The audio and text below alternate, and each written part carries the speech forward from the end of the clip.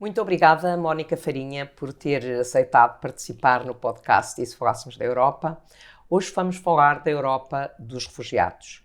A Mónica é presidente do Conselho Português para os Refugiados e conhece, eu diria melhor do que ninguém, a vida atribulada dessas pessoas e a vida atribulada daqueles que querem proteger essas pessoas e ajudar essas pessoas que chegam à Europa, neste caso que chegam a Portugal.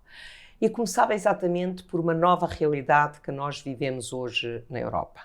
Com a chegada dos refugiados ucranianos, na sequência da guerra, sobretudo ucranianas, crianças, foi acionada uma diretiva, uma legislação europeia que dá todos os direitos aos refugiados durante 18 meses, durante um período de tempo, embora limitado, mas é uma diretiva que não foi acionada antes, embora seja uma diretiva já do início de 2001, exatamente, e não foi acionada nem para os refugiados sírios ou afegãos. Acha que o facto desta diretiva ter sido acionada agora é, digamos, uma forma de colocar a questão dos refugiados de uma forma diferente na União Europeia, ou teve a ver especificamente com estes refugiados serem ucranianos? Bom dia, muito obrigada pelo convite, estou muito feliz de estar aqui, também porque temos esta vista maravilhosa que é muito inspiradora e dá uma imagem muito bonita da cidade de Lisboa. Relativamente à sua pergunta, eu acho que responderia sim às duas componentes. Sim, foi uma resposta muito específica à situação da guerra da Ucrânia, tem a ver com o posicionamento da União Europeia relativamente à situação concreta, tem muito a ver também com algumas cisões que há dentro da União Europeia relativamente ao apoio e a mecanismos de solidariedade por parte dos diversos países. Temos um grupo de países que é sempre mais hesitante em recorrer a esses mecanismos de solidariedade. Mas desta vez foi afetado ali diretamente. Exatamente. E depois temos um outro grupo mais centrado na zona do Mediterrâneo, que é mais solidário e que chama sempre a atenção, ou tem vindo a chamar sempre a atenção, para que estas questões da solidariedade e da gestão dos fluxos é uma questão da União Europeia e não tanto de grupos de países. Portanto, essa resposta concreta para a situação da Ucrânia é também importante porque correspondeu a uma resposta homogénea da União Europeia relativamente a refugiados. Isso explica-se pela excepcionalidade da medida, porque em poucos dias houve um afluxo muito determinante de refugiados ucranianos e por essa razão foi acionado este regime excepcional e também pela questão geográfica e pela proximidade a todos os outros países. Relativamente à não utilização dos mesmos mecanismos para outros refugiados, isso também tem a ver com contextos muito específicos e esses contextos também não se alteraram. Não se alteraram com o Covid, por exemplo, porque todas essas situações persistem, os conflitos persistem e também não se alteraram por essas circunstâncias, mas são contextos a que tem havido também uma maior hesitação em corresponder da mesma forma. E neste momento a situação, e por isso é que o contexto atual é tão complexo em termos de refugiados na Europa, é precisamente por isso, é porque temos, mesmo dentro da Europa, crises humanitárias, por exemplo, nas ilhas gregas, fora da Europa temos a criminalização do que se passa no Mediterrâneo, relativamente à assistência humanitária. Estamos a falar da Líbia, por exemplo. Por exemplo, temos também outro tipo de situações que também têm a ver com a Líbia e que têm a ver com políticas de externalização que também geram situações de grande perigosidade para os requerentes. O caso da Turquia, no caso da Síria, exato, em que houve ali uma externalização em que a Turquia funcionava ali como tampão dos refugiados para não chegarem à Grécia e à União Europeia. Temos agora também em cima da mesa a Dinamarca, que está a ponderar fazer o mesmo com a Turquia e com Marrocos, e a guerra na Ucrânia. E, portanto, é este tecido, esta complexidade de contextos globais e regionais que cria essas respostas tão diversificadas. Agora, o que é mais importante é aprender e retirar o que de bom se pode fazer e utilizar essas lições para a frente. E aqui os Estados têm um papel determinante, mas a sociedade civil também tem um papel determinante e tem respondido com grande empatia realmente aos refugiados da Ucrânia, mas também respondeu com uma posição favorável relativamente aos refugiados sírios e aos refugiados afegãos, pelo menos em Portugal. É essa a experiência que no Conselho Português para os Refugiados nós temos. Se calhar falei demais e respondi de uma forma um bocadinho complicada à sua pergunta. Mas é importante ter noção que os contextos determinam muito as soluções a aplicar. Sim, e neste caso, como a solidariedade funcionou na União Europeia com a Ucrânia, sim, foi completamente diferente da forma como funcionou. Alguns países, quer dizer, nós não podemos dizer que foi a União Europeia. A União Europeia, como disse, os países do Mediterrâneo, outros países, a Suécia, a Alemanha mesmo, durante a crise da Síria, dos refugiados sírios, tiveram uma atitude solidária. Foi o quinto país em termos mundiais a receber e pagou caro com o crescimento da AfD, do partido de extrema-direita na Alemanha, que tudo o que de mau existia na Alemanha naquela altura era pelo facto dos refugiados terem chegado à Alemanha, como se esses mesmos problemas não existissem antes dos refugiados chegarem. Mas nessa altura houve de facto, eu diria, a maioria dos países da União Europeia que tiveram uma posição de grande abertura relativamente aos refugiados sírios. Não aconteceu nem com a Polónia, nem com a Hungria, nem com a Roménia, nem com alguns países da Europa Central, que tiveram uma posição de grande reserva relativamente à chegada de refugiados. Ou seja, não se solidarizaram com os países ocidental e do sul. Hoje não. Hoje, quer os países da Europa Ocidental e os países do sul da Europa claramente solidarizaram-se com a Polónia, com a Hungria, com a Roménia, com a Bulgária, que foram aqueles, pela sua posição geográfica, mais refugiados ucranianos receberam. Que é o que normalmente acontece numa crise de refugiados. Quando há uma situação que leva os cidadãos a fugir do seu país de origem, o primeiro passo para o país ao lado. É sempre, não é? E isso é visível até nas Global Trends do Acnur, uma percentagem muito elevada, entre 70% a 80% das pessoas, permanecem nos países limítrofes. Até porque têm a ideia de que vão voltar ao país rapidamente. Regressar rapidamente, infelizmente isso nem sempre acontece, mas sim, faz parte do próprio percurso de qualquer refugiado tentar fixar-se no país mais próximo. No caso da Grécia, com a Síria, e de facto a Grécia sofreu a situação da falta de solidariedade de outros países da União Europeia. Eu lembro, na altura, visitei a Grécia, visitei um campo de refugiados na Grécia e nós todos, ministros socialistas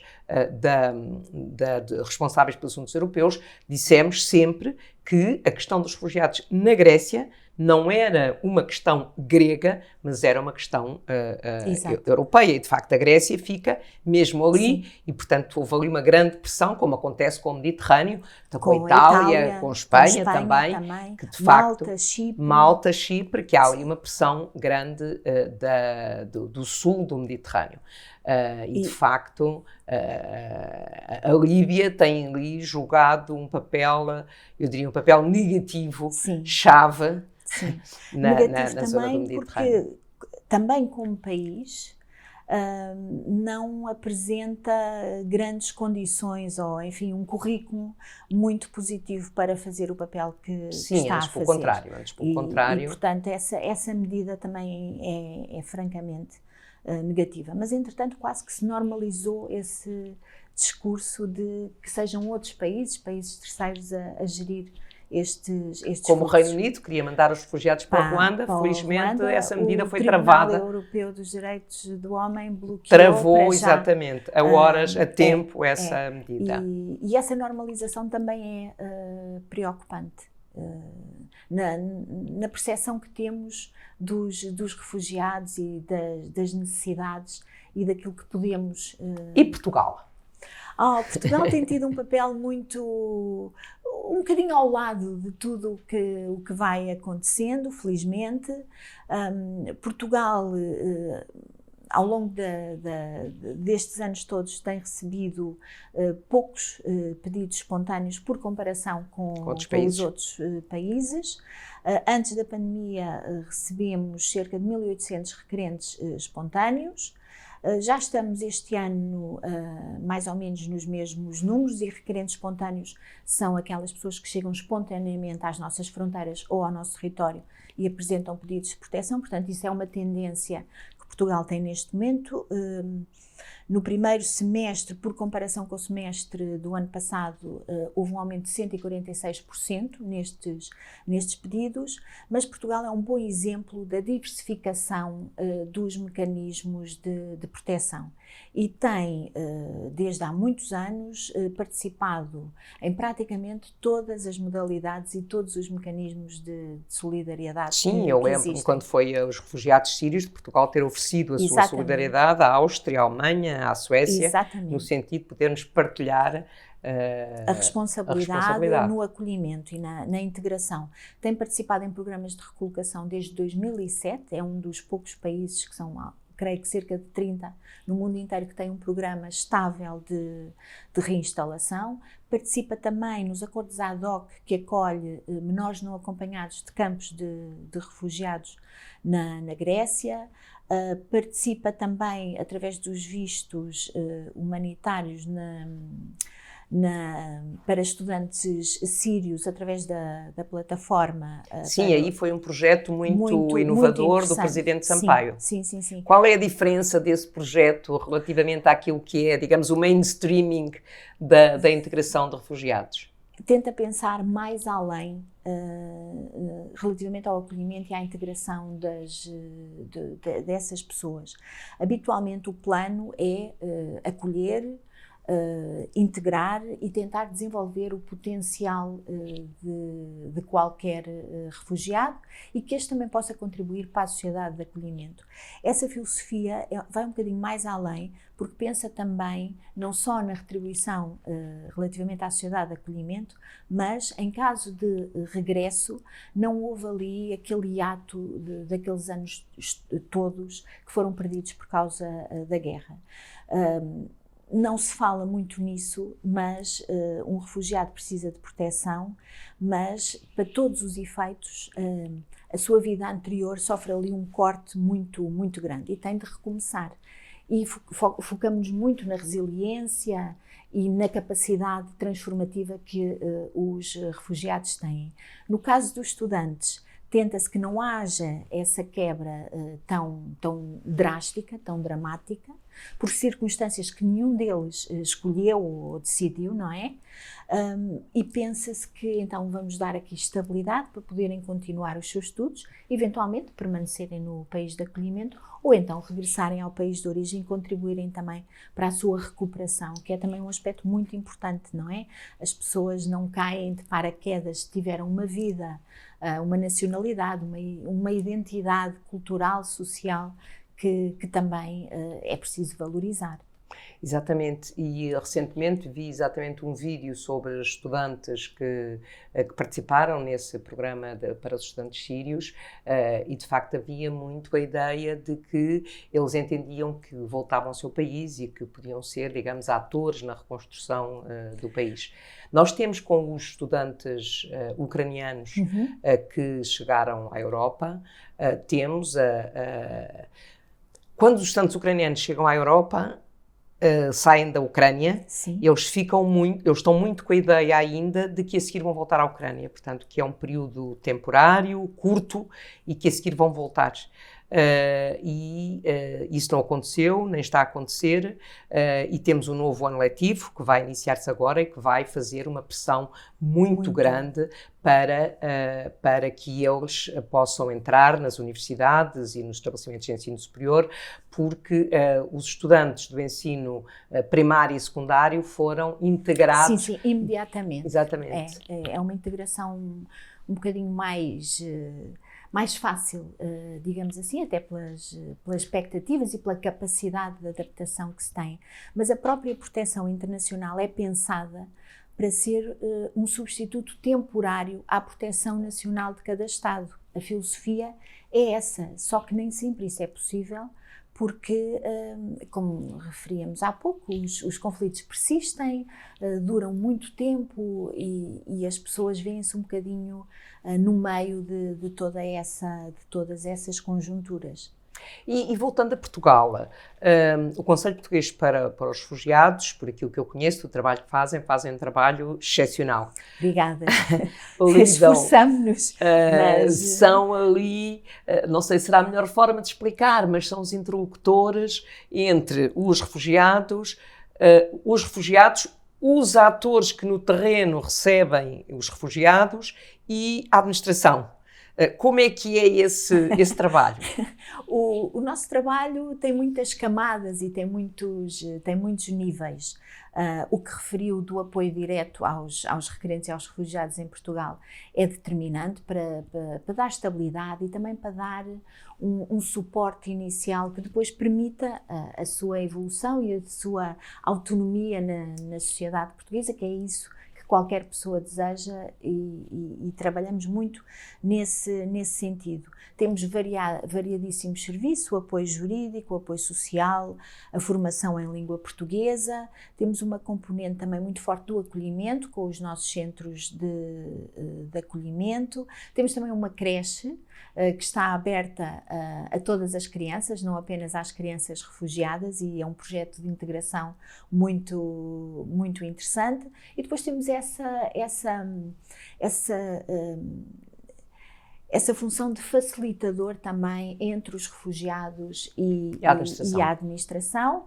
Temos também, um bocadinho baseado na nossa experiência, também muitas atividades de formação, porque é muito importante que a sociedade esteja informada acerca dos refugiados, de percepções e de mitos que também existem, e é muito bom clarificar tudo isso, e também na questão da contextualização também é muito importante, porque quando vemos os números do Acnur ou os números do que se passa no mundo, quase que ficamos paralisados, e portanto essa contextualização também é importante para dizer a Europa é uma gota d'água no fenómeno mundial. É certo, mas não vamos ficar paralisados, vamos partir para a ação e não para a paralisia completa.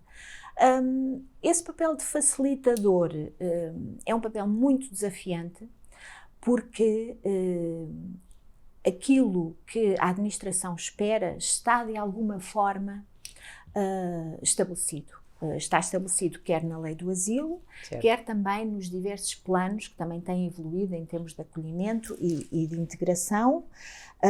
Integração ainda com algumas lacunas a serem desenvolvidas, e também nesta perspectiva de um sistema único. Atualmente em Portugal existe um sistema único que acompanha todos, ou seja, é indiferente ser requerente, ser refugiado, ter vindo para Portugal através da evacuação humanitária ou através dos barcos humanitários, é indiferente. É este grupo operativo único, do qual o CPR faz parte, que acaba por prestar este acompanhamento todo. Portanto, a componente com a administração está mais ou menos estruturada.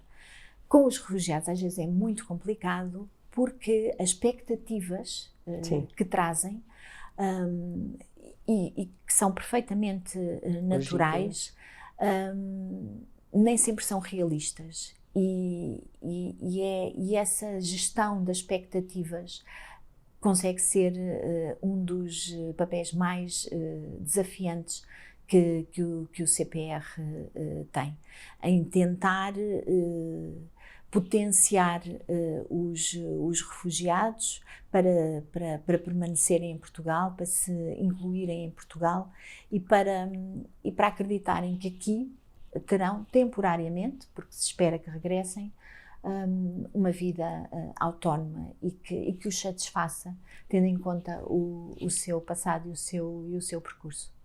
E quem são as instituições que estão mais abertas a colaborar convosco, fora da administração pública central, digamos? São as autarquias?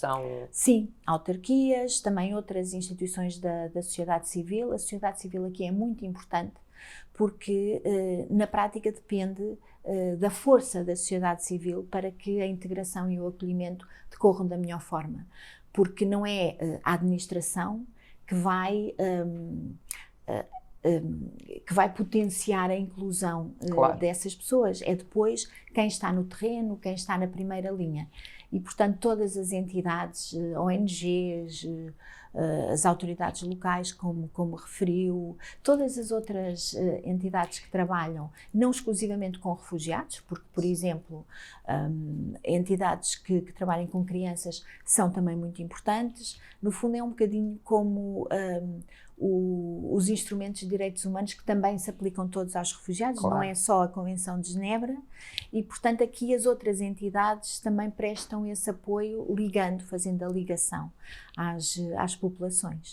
E têm um mecanismo de acompanhamento dos refugiados depois de eles terem o estatuto, têm um mecanismo de acompanhamento, têm uma avaliação de níveis de satisfação, têm alguma informação dessa natureza? É uma questão que nós andamos a debater muito internamente agora. O nosso trabalho, o apoio que prestamos, não é prestado para que nos agradeçam ou que nos demonstrem satisfação. Tentamos fazer o melhor possível e tentamos sempre aprender e melhorar, porque obviamente as pessoas são todas diferentes. As nacionalidades são diferentes e também impõem algumas abordagens que não são idênticas. Mas é fundamental que os requerentes se sintam bem-vindos e apoiados por nós e em Portugal. Nós não temos processo de acompanhar todos e, portanto, como estamos abertos, por exemplo, o apoio jurídico está aberto para todos os requerentes e todos os refugiados, dependemos muito de um feedback e de um regresso ao CPR, depois de passarem por nós, para sabermos em que ponto é que estão na sua vida. Mas muitas vezes, e isso é interessante, muitos anos depois, recebemos algumas mensagens e algumas visitas de pessoas que dizem: nós na altura não fomos assim muito corretos, mas é natural, porque às vezes, e isso no apoio jurídico acontece, as respostas que são dadas não são as respostas que as pessoas querem ou desejam. O tempo da resposta também. E o tempo da resposta também, muitas vezes não depende de nós. Claro. E todos esses fatores contribuem para que se tente prestar o melhor apoio possível. Portanto, há ali uma expectativa. Há uma expectativa. E, evidentemente, as pessoas acham que têm o estatuto de refugiado no dia seguinte. Portanto, há aqui uma expectativa temporal que deve ser muito perturbadora na vida das pessoas e que, evidentemente, deixará alguma frustração que futuramente é mais difícil de superar. E, sobretudo, a insegurança. Sim. No caso dos refugiados reinstalados, já sabem, quando chegam a Portugal, vão manter a mesma proteção. Um requerente espontâneo fica sempre numa situação de grande instabilidade, porque não sabe se vai ter ou não proteção, não sabe quanto tempo poderá demorar a resposta, porque os casos também não são todos iguais e, portanto, obviamente a sua análise também pode variar, e nessa medida essa instabilidade afeta claramente os refugiados. Não lhe vou perguntar se a administração poderia funcionar com uma administração mais célere. Lembro-me que no caso da Grécia, que acompanhei bastante, era muito, muito difícil que a administração acelerasse os processos, não estava preparada. A própria Comissão Europeia enviou para a Grécia muitos funcionários no sentido de ajudar a acelerar os processos, mas não é uma entidade externa que chega à Grécia e que ajuda e que resolve os problemas. Num mês, problemas que já estão sedimentados, claro. Exatamente, isso mas sei essa que foi é uma muito difícil. aprendizagem que todos esperemos que a Agência para o Asilo possa ter também aí um papel, quer no Esperamos âmbito que de sim, é para esse objetivo que ela é criada. Exatamente. Por isso, enfim, ainda há um longo caminho a fazer, mas sobretudo se todos cooperarmos, se todos aprendermos as lições, creio que... E vivemos numa sociedade portuguesa que é uma sociedade aberta e que tem... Sim, multicultural, isso é visível. E é também um aspecto importante. E, sobretudo, evidentemente, há situações que a Mónica, seguramente mais do que eu, já foi confrontada e não gostou de reação, claro. De reação da sociedade, mas e nós conhecemos casos que são casos mais, que eu diria, mais sectários, sim. Mas quando nós comparamos com a situação noutros países, a sociedade portuguesa é, desse ponto de vista, uma sociedade integradora. Sim, a opinião pública generalizadamente continua a ser muito favorável ao acolhimento de refugiados. Há uma grande empatia também para com os refugiados, não sei se por razões históricas, se por características que fomos desenvolvendo para com o outro. Há esse tipo de situações, também muitas vezes baseadas numa grande desinformação que existe à volta dos refugiados, e por isso é tão importante clarificar e esclarecer o que se passa. Agora, este tipo, normalmente nós achamos sempre que a época em que vivemos é sempre a pior ou a melhor, consoante os contextos. E o asilo e a necessidade de proteção internacional vive exatamente de perseguições, de conflitos, de situações dramáticas e de tragédias, para as quais nós temos que encontrar a solução de uma forma ou de outra. Temos a solução regional da União Europeia, mas também temos o nosso país também como um ator nesse tipo de soluções. E, portanto, é esse o nosso trabalho e é essa a nossa responsabilidade. Muito obrigada, Mónica, por termos estado aqui a partilhar, por ter estado aqui a partilhar connosco o trabalho do Conselho Português para os Refugiados, e resta-me desejar que continue com a mesma força como a presidir ao Conselho Português para os Refugiados e a puxar, digamos, CPR, por esse desafio que é a relação com os refugiados e a sua relação com a sociedade onde eles chegam. Muito obrigada. Obrigada, em nome do CPR.